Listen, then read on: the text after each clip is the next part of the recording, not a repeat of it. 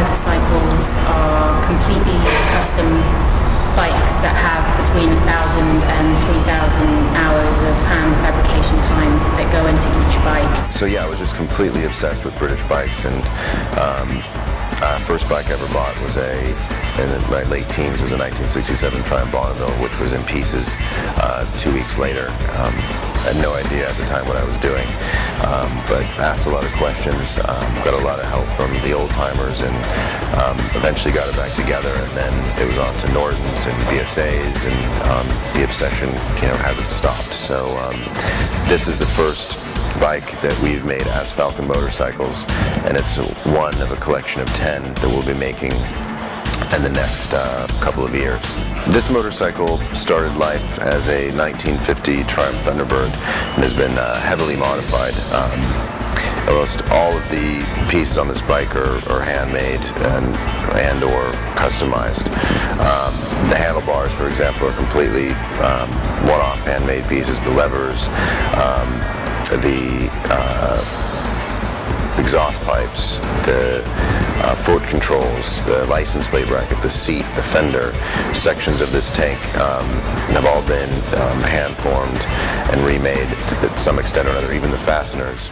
With a lot of vintage motorcycles, and specifically vintage British motorcycles, there are very gradual, large radius bends, and the way that they used to use roll benders back in the day, but it's very susceptible to kinking, especially when you're using thin wall material like this. This is 18 gauge, 1 3/4 stainless.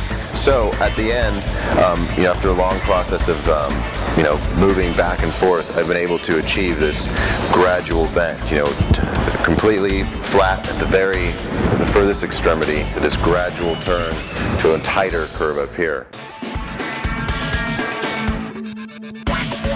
Now this bike has over 1,000 hours put into it.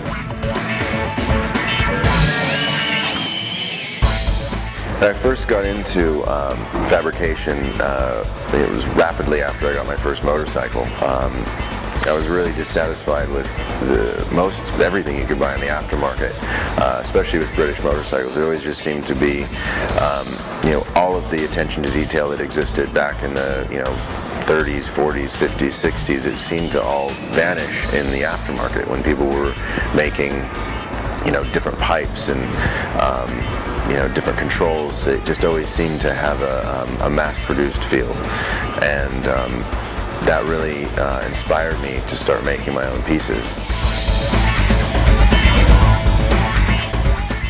I set out to be able to make any frame around any engine, and in that process I realized that I needed something that was completely adjustable in every way on all axes. So I found this lathe bed table and adapted some T-channel beds to the table that I could slide, and I could also make fixtures on top of those beds to move on different axes.